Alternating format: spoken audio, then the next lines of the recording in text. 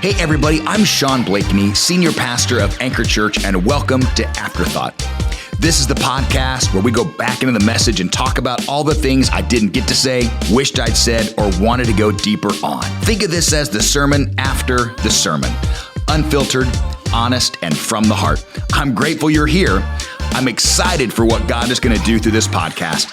Now, let's dive in today's Afterthought. Hey everybody, welcome to another episode of Afterthought. This is that podcast that Teresa and I do every week where we're unpacking the sermon. The things that I didn't say, the things I wanted to say, the things we wished I would have said, because sometimes, babe, I just don't have all the time in the world to unpack what I want to say. But this is that time where we get together to unpack all the things of the message that resonated with us, resonated with you. So like, subscribe, comment. We read your comments. We do read your comments. We want to connect with you, so share this with a friend. But once again, as always, so excited to have my beautiful bride joining us on this podcast today. And, this series, week one, the series of the miraculous, when the mundane meets the miracle worker, I talked about how on the other side of obedience, when we just follow the instruction to the Lord, there's a blessing with that. And this week, I unpacked this man that had been paralyzed for 38 years, laying by this pool, and had lost all hope, just waiting and waiting and waiting for a miracle. And at some point in time, the waiting gets tiresome, causes anxiety, depression, fear, frustration, and sometimes to lose your faith. And some of us may be in that season today where you've waited so long for the relationship, the financial breakthrough, the job, something to happen in the marriage, and you're just so frustrated because the waiting has become too burdensome. And there's a miracle on the other side of waiting. And so we're going to talk about that today a little bit, babe. Great. About what's on the other side of obedience last week, on the other side of waiting this week. And honey, I've got a few questions, but you know what? Let's let you start. I feel like I always kick things off, and I'm asking you all these brilliant questions. But what are some, maybe as we get started today, let's talk about the waiting. Because I know in our marriage, I'm probably way better at waiting than you are. Oh, that was going to be my first question. Who's better at waiting? Let's be honest. That's not even a question. That I think every single person watching right now that knows me and knows us knows that I'm horrible at waiting. Yes, you are. Horrible at waiting.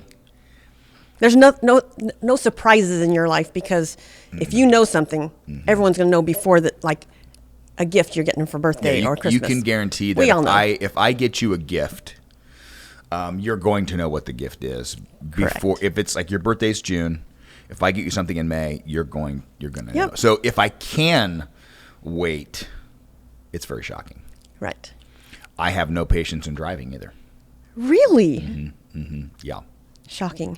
Yeah, it's kind of interesting. We talk about this. I get mad over the dumbest things, and things that are big things I could care less about. That's true. That is true. But let me ask you this question: What do you have the hardest time waiting for, babe? Well, talking about driving, I think waiting at lights. Which, by the way, is it just me, or are Florida lights much the longer. longest lights on the planet? They do seem excessive. They're very long. Like long. Marcus and Kim said when they moved from Indiana to here, they're like, "What is wrong with the lights here?" And I never noticed it until now. I'm like, "Yes." I feel like if I'm coming up to a light and it's turning yellow, I'm getting in the right lane because I'm going to turn. I don't want to sit at the light. Teresa has this thing where she will not wait for the light. She will turn right, go down a block, and do a U-turn. Dog leg. It may be. I might be going a little further, but I am constantly in motion. I don't have to stop. That's her the logic. weight makes me crazy. I'm still driving, but at least I'm driving. Forward motion. Or Same amount of time, but at least I feel like I'm doing something. That's right. That's right. That's That's a big thing. That's a good spiritual. That's a good spiritual thought right there. Okay. Is that you're moving, but are you really going anywhere? Maybe not the right direction. Whoa! Drop the mic. Oh, okay. That's next week. All right. So, okay. Let me ask this question, honey. What's something you absolutely hate waiting for? Like you hate waiting on this thing. Oh gosh. I don't know. Really? I don't know. What's something I hate waiting for? I don't know if this is a trick question. You just hate waiting for anything. It is You're true. kind of impatient. I was just wondering if there's any. I am extremely impatient, but I think driving's the worst. Yeah. Which is the hardest thing about having patience is starting a church. Because we want things that. But I remember when we first started Anchor Church, and our buddy in Miami, I remember saying to him, like, I want 1,000 people tomorrow. He's like, but that's not how it works. You have to build up to that. And if you get to 1,000 people overnight, then you miss the journey of being prepared for the 1,000 people to come. It's the setup, their tear down. It's all the hard work that gets you ready for, It makes you appreciate it. It makes you appreciate it. When you get it. So sometimes the waiting is like, it stinks and we hate it, but the waiting prepares you for what's to come. Absolutely. You know what I mean? All right. Let's see here, babe. How about, you got any questions? Let's fire away. Oh, gosh. Okay. Look down. I got some good ones down there. Well, speaking of the story that Yeah, the paralytic. Yeah. I think it was 38 years. What do you think was the hardest part of that time when he was waiting? Here's what I would say. I'll be 53 in May. It's in my almost 53 years of life. Yeah. I don't know if I've ever waited 38 years for anything. Right. So the fact that I can't wait 3 minutes at a stoplight, I don't know how in the world. If you look at it humanly speaking, you look at this guy and we're like 38 years. I think we gloss over that so fast. 38 years. And I feel like if I was in that guy's shoes, I would have given up wait. Like, at what point in time do you just stop even going to the pool? Like the pool of Bethesda. Like at some point, like, because how do you get there every day? Right. He had to have people take him. And at some point, like I like when you first start, like think about this. Like let's say his paralytic, does whatever happened to him, right? The first couple days he's down there and because what they believed about the pool of Bethesda was, babe, they believed that an angel would come down at certain point in times and dip their wing in the water that would stir the water up because the water would begin to move.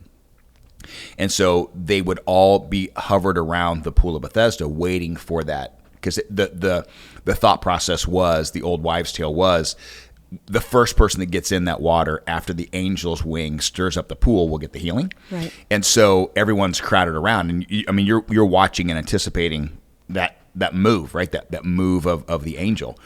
And so I'm sure that man was first there. I mean, he was probably jonesing to get in, but I wonder at what point in time he just didn't even look at the pool anymore. Yeah, because it didn't matter, And I wonder how many people are in that season where they've been waiting and waiting and waiting for a move of God. They're watching for a move of God, and they haven't been able to jump into the move of God or be a part of the move of God, and so they just don't even look for the move of God anymore. And I think that's the sad part about the waiting is in the 38 years of him waiting, he was so exhausted by, I'm in the right place, but I'm never going to get in the right time. Right. And that's got to be depressing. Yeah. Well, first of all, I think, how old is this guy? Yeah. Maybe he was born this way. Yeah. And so he's only 38 years old, but he knows nothing other than being paralytic. Yeah. Yeah. And so, of course, he's going to want what's on the other side of that. He wants to be healed. Yeah. But if, say he's 60 and he had a young, youthful, fun life and experienced being able to walk and jump and everything else. And I feel like you'd have so much more of a desire you're missing something that you've already experienced and you know you want it. So I would just think that would make it that much more difficult, older, being older in life and in that position. But at the same time, when I think about we were there, the pools of Bethesda. You preached there. I did. Yeah. And when I was there, I kept thinking, if I were there's lots of paralytics or people that were ill that were there. Yeah. He was not the only one. They congregated. They all went there trying to get in that pool first. And I thought, okay, if this happens regularly, I would think the bubbling of the pool, obviously, probably not by angels' wings, but it's something, the current or whatever is. Right. It probably happens regularly. I would think, why wouldn't you be ready? Just get in beforehand. Yeah. It's coming at noon every day or whatever that may be. I'm like, why aren't they in there being prepared and ready for that to happen? Or if he feels like he can never get there first, I saw it. I'm like, lay on the ledge and roll in. Be the first one ready to be there. You're not positioning yourself, for this miracle that you're thinking can happen there. I don't. I'm wondering, like, I read the story and I think his friends brought him, right, or somehow he got there, and I would have thought to tell my friends, "Yo, I need you guys just to hang out." Yeah. And the first time this junk begins to bubble up, I need you to throw me in. Yeah. Or you talked about how it'd be easy, like all the things our human brain thinks about is laying by the side, and you're watching to roll in. But I wonder if there's a fear of thinking he's paralyzed, like he can't kick his legs or whatever the case may be. So he rolls in, and then I don't get healed. Then basically go with me for a second, babe. But what I'm wondering is, I wonder if I have the faith to be healed, but there's also, in the same level of faith, a level of fear. That what if I'm waiting all this time to get into the one thing I think will heal me, but what if I get in and it doesn't heal me? And I wonder if sometimes we live in this constant conflict of faith and fear, where it's like, man, I've been waiting on God, but what if the very thing I'm waiting for doesn't work in my life like I think it's going to work in my life? And I think there's that's for a lot of people out there, where I think they want to come to faith in Christ. They want to believe in Jesus. They want to believe he can do something, but I wonder if their thought process, but what if he doesn't? Yeah. What if he doesn't come through the way I want him to come through? I think a lot of people live in that tension. Sure. I think about the question of Jesus. He asked him, do you want to get well? Right. Which we think, it's a stupid question. Right. I'm here. Yeah. But I think what Jesus was addressing was the fact that you've lost faith. Right. So for me to do something in you, I need you to have the faith in me to do it. So I'm asking you, do you want to get well? And I wonder how many people, we've talked about this before, I wonder how many people don't have a miracle because they don't have faith in, like, they're asking for the miracle but don't have faith in the miracle worker. Right. I feel like this guy was at the pool. He had faith that there's something there that could heal him. So he continually would go back. But I do think he lost faith that he would ever be the one that received the miracle because he can't get there fast enough. And so for Jesus to ask him that, it was questioning him. Yeah. Do you think you even have an avenue to being healed? Mm-hmm. And just trying to do a gut check, I guess. And, it makes me wonder. Certainly these people that are waiting to be healed have heard of Jesus at this point. Yeah. Everyone's hearing of miracles and everything. And so when he walks up, I would feel like everyone would be like, your attention turned directly to him. You're like, oh my gosh, this could be my healing. Yeah. And no one does. They just continue laying by even he lays there until he's approached by Jesus. And for some reason that strikes me as odd, because I feel like they should know who he is just because everything he's been doing up to this point. Yeah. There's such a stir. Anywhere he goes, people are flocking to him. And so these people... you said that, babe. It made me, it popped in my mind. I wonder how many people are waiting for Jesus to come to them as opposed to them going to Jesus. Yeah. And let's be honest. We've talked about this for a second. We've talked about this for a while, but we were kids growing up, right? Sunday was, for me, you didn't grow up in church, but let's say in our married lives, right, with our kids, Sunday was church day. Even if we weren't in full-time ministry, like Sunday's church, like when I grew up, church was Sunday. That's like there was nothing else that happened on Sunday. And I think we live in a culture today where everything takes precedence over Sunday church. And we've talked about it before, where we'll run into people and they're like, oh my gosh, we love Anchor. We call Anchor home. And we're like, man, we haven't seen you in like 3 months. We're like, oh yeah, we go regularly. And I wonder if culturally speaking, people think that like a regular attendance is like once every 3 months or once every 2 months, right? You're busy, but no, I come to church. And so we think it's like a checkbox, right? And so I wonder how many of us we're wondering why the Lord isn't doing a work in us. And we're waiting on him to come to us. And he's like, dude, I'm waiting on you to come to me. Like you want me to work into your schedule, but I don't work into your schedule. You work into mine. Like he did enough already by coming for us the first time, right? Yeah. And so not to say that going to church makes you a Christian, but it does strip your faith. Like, when you're in the room full of people and you're worshiping together and you're hearing a prophetic word and you're like, it stirs, if you will, it stirs in you, man, I need to be connected to Jesus. And I think we live in a culture where, I've said this before, if the devil can't make you bad, he'll make you busy. And I think we live in a culture of busy, and people have forgotten who the blessing that comes from the Lord is, because they've been so busy that they think my money can do it, my vacation can do it, my Airbnb can do it, my relationship can do it, sex can do it, drugs can do it. Like, well, all these other things can do what only Jesus can do. Yeah. And I think that so many of us get frustrated because we're like, we're just waiting. I'm waiting on God. I'm waiting on God. Well, maybe he's waiting on you. And I think society has really just reprioritized church and spending time with the Lord. Yeah. I mean, there's so many things that are vying against coming to church. You can, I think about Austin. Austin was a great athlete, or probably still is a great athlete, but he could play any sport and do it well. And so many of his friends were playing club sports.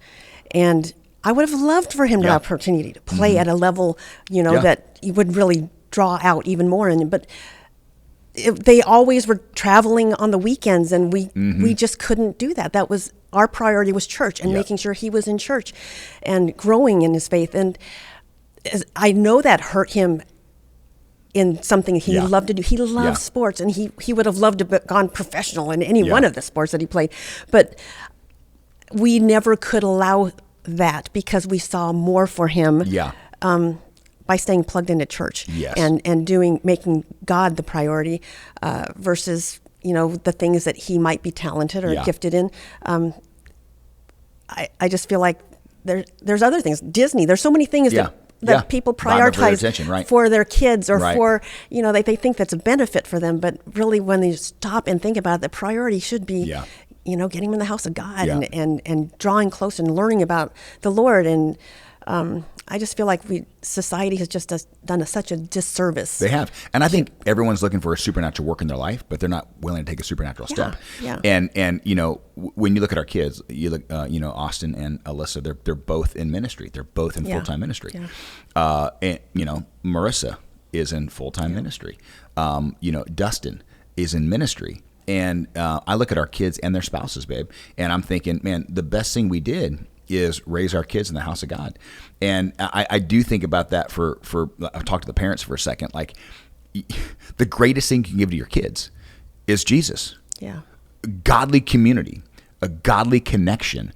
It's not club soccer. It's not camping. It's not cheerleading. And I look at all the time, I'm just thinking, man, I'm so glad that we taught our kids what takes priority. Right? And so parents, you have a responsibility to show your kids what takes priority is Jesus. And coming to church doesn't make you a Christian, but it sure does rearrange your priorities to let everyone know. And the first day of the week, he comes first in our lives. Yep. And I look at parents that go, they go, man, you have great kids. They're involved in the church. How'd that happen? Well, because we made them get committed to the house of God. And you maybe go, well, my kids are old enough to make them understand. Listen, they don't know. Listen, come on. You're letting your 13-year-old dictate to you the decisions they need to make. They don't have a clue right now. Like, let's be honest. Yep. Like, the brain is still developing, but you got to tell them as parents, no, we're going to the house of God. Like, I think it's that, and I think that's that direct question of Jesus to the man. Listen, do you want to get better? Then come on, listen, you're waiting and waiting and waiting. The waiting's over. You know what I mean? Right. And I feel like when you're in those situations where you are waiting and you're bumping against a long time of waiting. Yeah. And you start to lose hope because you just feel like this has been going on for so long and I don't see the light at the end of the tunnel anymore. I feel like it is the time that you spend with the Lord Yes. in those times that help you, that give you the faith to continue to have that hope. Because I know when I was going through years of seizures, and I kept thinking, Lord, I know you're going to heal me. I know, and the reason I could rely on that is because I look back when I first started doing the Bible Readers 365. Yeah. I think that was in 2022 was the first year I did that as we did with the church. And then 2023 is when I started having my seizures. And it was that year, that was the first year, in all the years that I have been a believer, that was the first year I read entirely through the Bible. I had never done that, and I got so much out of it. And I feel like when I got into this situation where I was having these seizures, and I felt like this was going on forever, and it could potentially never end. Maybe the healing was not going to be a healing from the seizures. It was going to be some kind of, spiritual healing or emotional healing, whatever would come from that. I kind of resorted myself to the fact that this is taking forever to physically heal me, but maybe that's not the healing I'm getting. Yeah. But I was able to rely on the word that had just been deposited in me that year before as I read through the Bible, and I knew who God was, and I trusted who he was, and I knew he's faithful, and I just could rely on that even through that time when I felt like, boy, I'm kind of starting to lose hope. I didn't lose hope because I knew the character of God, and it's because I spent time with him. And I feel like for the guy at the pool, he was losing hope, but he didn't know Jesus, and he was hoping in something that was, hoping in a water system that really was just, if people were helped because the pool maybe it's a mineral pool that helped some certain conditions, then maybe temporary. Someone got in, got out, and they felt great, and that was it. But he had his hope in the wrong thing, and I just feel like those of us that are in situations where we're waiting. Yeah. We're waiting. Really the only way to get through that waiting time, I know it feels like it can go on forever, but it really is to hold on to the truth of God and who he is, and how, by his stripes we are healed. We are getting through these things because he's already done it. Babe, I've never thought about this till you said it, and I don't even know if you know how you said it, but he was waiting every day for a false sense of a miracle. Yeah. He was waiting every day for a pool to do what only Jesus could do. Right. And for 38 years, right, he was waiting by this pool, thinking, if I could just get in this pool, then I'll be healed. And it wasn't the pool that healed him. It was Jesus that healed him. And my question for you out there today is, what is your pool? Because many of us are looking for a pool to heal us when Jesus is the only one that can.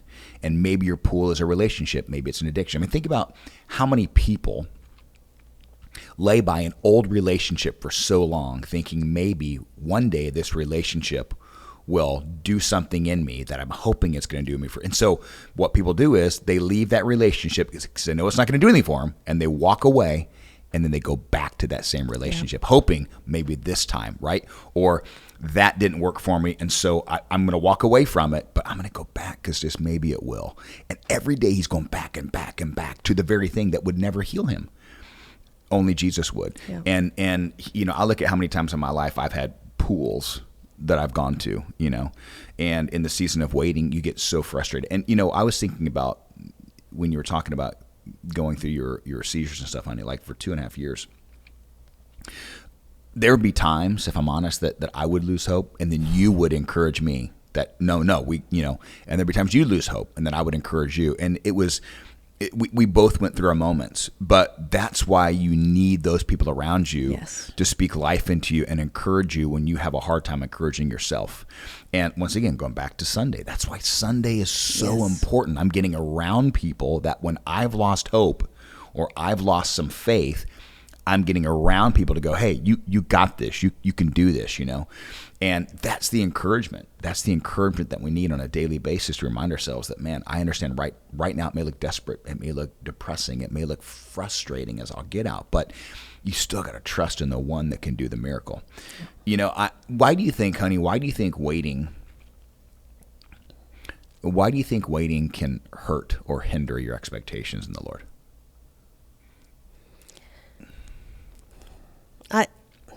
I think the waiting is just always a loss of hope. I love the illustration you've used it about the mice that are in the water and they're swimming and they only last for a certain amount of time until they're rescued, and then the next time they go in, they think they're going to be rescued, so they can hope and hold out in the water longer. It just took somebody saving them one time for them to think, I can do this. Yeah. That there's help coming. Yeah. And I just feel like the waiting it wears you down. I don't know what else to say. You can have a lot of faith, but waiting is just hard. Well, I'll tell you, babe, and you know this, because I talk to you about it all the time, but we are in a season of waiting for some things in our church lives. And there are things we've been praying for a couple years. Yep. And for me, if I'm just being completely vulnerable, church is growing. Church is amazing. Like, God is doing great things, but the money aspect of things is always just like, I was telling the elders at our elders meeting last week, it's just God is blessing us, but it's a day to day. It's like, give us today our daily bread. And he does, He comes through every day, but it's a daily thing. And so the church is growing, but as the church grows, we have new people coming in that don't know about tithing, so we have to talk about it. And so we're going day to day, and that puts a strain, that puts a strain on it, because we're trying to build church and do church and build people and pour into people, but the money aspect is difficult. And then it's a catch-22, because you can't talk about it because people get mad if you talk about money too much. But then how do you train people on how to give? It's a weird thing. So this is a stress, right? And so a friend of ours, spoke a prophetic word over us a couple years ago that he FaceTimed us on a Sunday and just said, the Lord gave me a prophetic word for you that you're going to be blessed so financially that Anchor Church will never have to worry about money again. That was 2.5 years ago. Yeah. 2 years ago. That might have been before you had your seizure stuff. So that was 2.5 years ago. We have been praying and believing for that and expecting that for 2.5 years, 2.5 plus years, right? It hadn't come to fruition yet. Right. And there are days, if I'm completely honest with you, that I start losing hope. And I'm like, okay, maybe that was a prophetic word for another church. Maybe that prophetic word was for Anchor Church Hawaii. Maybe that was for different Shaun and Teresa. And I get frustrated. But every day, honey, I'm walking to the gym, and every day I'm praying, going, Lord, I believe in you. I trust in you. I trust in that word. And so I know today we're getting by, but there will be a day when you're going to open the windows of heaven and just pour out a blessing on our lives we never in a million years could imagine. But we haven't seen it yet. And so there are days, if I'm being honest, that I get really tired. And I think a lot of my tiredness is, if I'm being completely vulnerable, I've been processing it in my own mind for about a month now. I think I get tired because because I'm like, this is the same thing, And in no way, shape, or form am I a paralytic for 38 years laying by a pool. It's only been a couple years, but I can't imagine 38 years, because in the 2.5 years, it is a struggle, because I'm like, Lord, today could be the day. And we pray that every day. Lord, today could be the day. And it's not the day, and that doesn't mean that, maybe I'm the stopgap, maybe because I need to have greater faith or something, but it is tough. It is tough sledding. I think probably one of the things that can help in the time of waiting, I know it's just rough, obviously, but if you can look at it as this season is for a reason, and you are being grown through it, or maybe somebody else is being grown through it because of what you're going through. And I say that only because I sit here and think, this guy was paralytic for 38 years. And I think about when we had prayed for my parents for 35 years to come to know the Lord. And I, 35 years, prayed daily. And just, there were so many times that I would just, especially after we'd visit or we'd talk, and I'd try to talk to them gently and, teach them about Jesus. And I would just, they'd leave and I would think, it's been more than 30 years and I just see no change happening, and I just don't know how this will happen. I know there were times that I was like, I keep praying day and day, but I honestly, in the back of my mind, probably thought, this isn't going to happen. Yeah. My mom's a Buddhist. This is not going to happen. An ingrained religion since time. Yeah. We kept thinking we're not going to break that. We're not going to break that religious act. But I know, looking back and thinking through that, it was a time when I know they were watching us. Yeah. They knew who I was. I was just a stubborn kid. I was hard-headed, and they knew for me to make that choice. I know they were sitting there going, well, how did she come to that decision? How did she make? And they were watching us. I'm sure over the years they watched us as a married couple, as parents, what we were doing, and how it was different from who they knew when I was growing up in their household, and I didn't know the Lord. And whether we were having those conversations, they were watching, and I just know that the whole 35 years of praying day in, day out, they were more and more aware of who Jesus was in our lives, that made him more real in their lives until they finally, they saw us go through trying to plant a church, and they didn't fully understand why we would do that. Why would we leave everything that we've built up to in our lives to start something brand new with no assurances of success or anything? And they watched that, and they came to our launch. They came to launch, and our whole church was praying for them. Yeah. We set them up. We told the church the week before and said, my parents are going to be there. We had the whole church praying for them, baby. And I think everyone was watching them.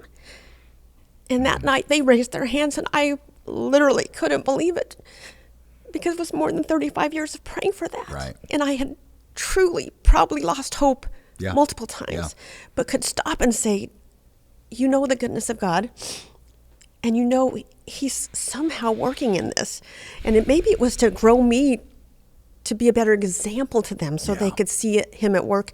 But there is something happening in those waiting times. Yeah. It's either happening in you or it's happening in other people who are being affected by that. Mm-hmm. So you just have to trust in that. And as hard as this to wait it out, God is good, and he is working, and it may take a long time.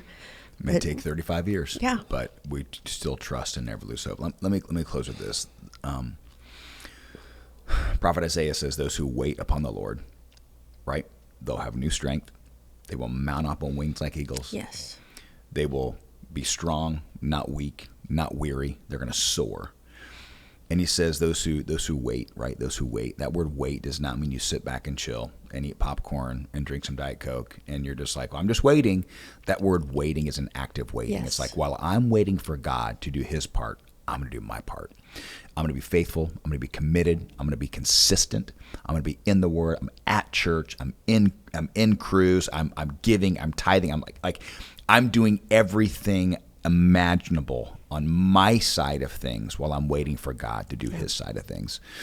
And so I'm going to encourage you today, those who wait upon the Lord, those who wait, those who actively seek, search, stay consistent, those who diligently wait on the Lord, man, they find that miracle. Yes. And so I want to encourage you today, keep waiting, but not sitting back and waiting, but pursuing Jesus with everything you have, never losing hope, because on the other side of obedience, there's a miracle.